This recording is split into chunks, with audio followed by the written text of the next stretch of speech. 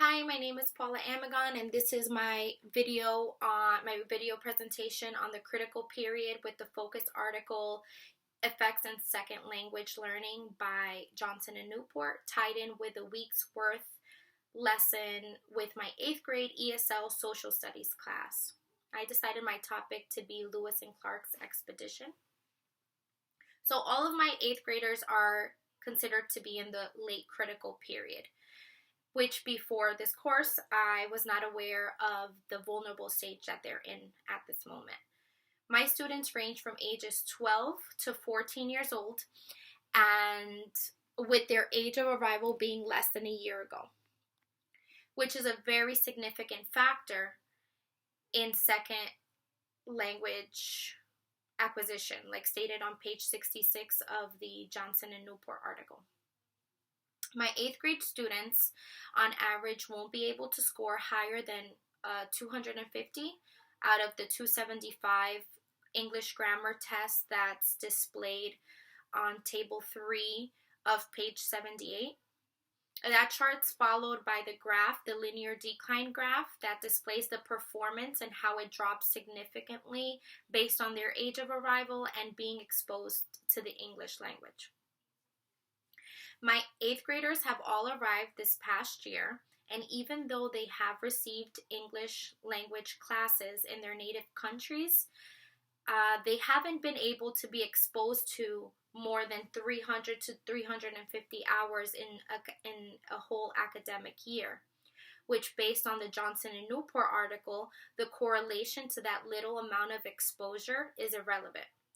It isn't until the student is in complete immersion of the English language does the age of exposure measure begins, which is stated on page 81.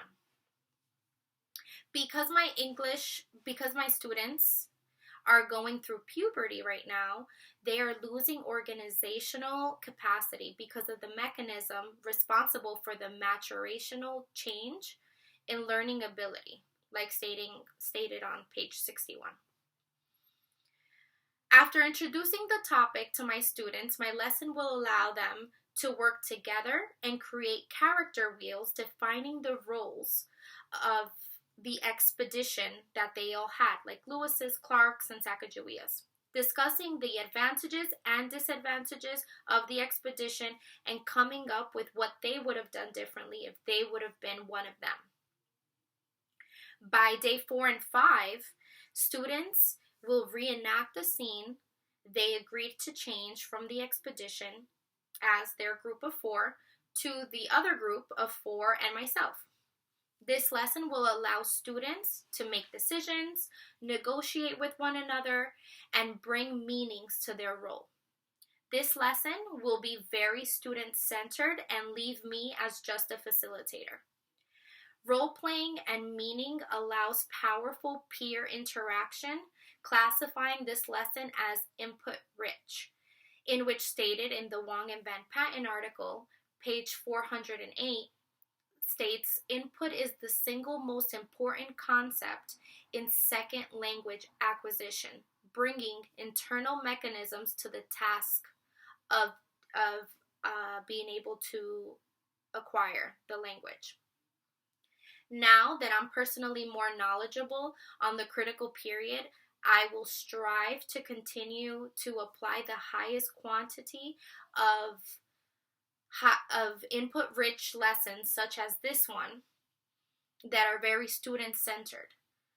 I will also add a little bit more focus on my higher grades, like my 7th and 8th graders that are more towards the late critical period and their needs due to the age of their arrival.